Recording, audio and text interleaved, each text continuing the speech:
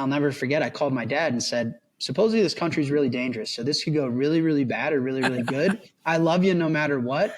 But at least we're working on Bitcoin. And if this is how it ends, I'm okay with that. And I went in and the meeting went really, really good. And the government ended up walking me through, I think, what a lot of people are seeing today, which is they wanted to be tough on crime. They wanted to be clean. They wanted to be tech forward. They wanted to support innovation and entrepreneurship. And they wanted to lean into hard money and Bitcoin. And when they saw that I was in the country and working on Bitcoin related problems, they wanted to chat and they wanted help on how they can make El Salvador a Bitcoin forward country and use it to solve some of its biggest problems, which is things like its indebtedness to the IMF. And that's what we chatted through. And I ended up announcing with them at the Bitcoin conference that year. So that's a true and real story. And I'm happy to go into any detail. But that's what happened. But Jack, and I love to hear the detail, but I got to get you out on time. I want you to take it 2 more paragraphs into what you would say to other countries in that situation. So question 1, are other countries going to do what El Salvador has done? Is that your prediction? And then number 2, what would be the messaging to these other countries? What would you say? I think so I'll take the second question first. Whether you're a country or a family or a corporation or an individual, especially in lesser served emerging markets, what you're looking for is growth and stability.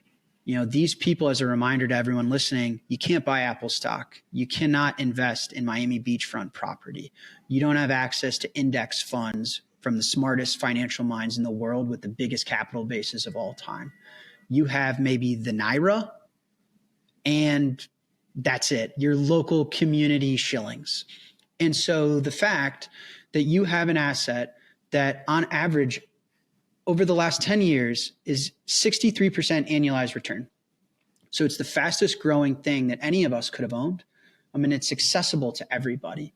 So it is a life raft in that sense. And whether you're a country and you are in debt, listen, we talk about these metrics like debt to GDP. How much have you borrowed versus how much growth are you producing to pay that back? We're all looking for growth. And you could buy growth off the shelf. All 8 billion of us is a way to think about it as a government. If you're interested in growth, if you're interested in productivity, you could say, I'll take a burger, small fry, a Coke Zero, and 63% year over year growth over the last decade. That's not a bad deal. That's not a bad lunch order. And so for the individual and the family, it's very similar and the same. You know, for El Salvador as well, these people don't have access to Google engineers. They don't have access to minds like Michael Saylor. They don't have access to consumer innovative minds like Jack Dorsey. But being a part of Bitcoin, they did. They were benefiting from the work of MIT professors, from Michael Saylor, from Google engineers, from Jack Dorsey, from the world's work on an open distributed network. So you're joining a global team of the smartest minds and the most powerful computing network in the world, and you get access to the best performing asset that's even outperforming guys like Ken Griffin.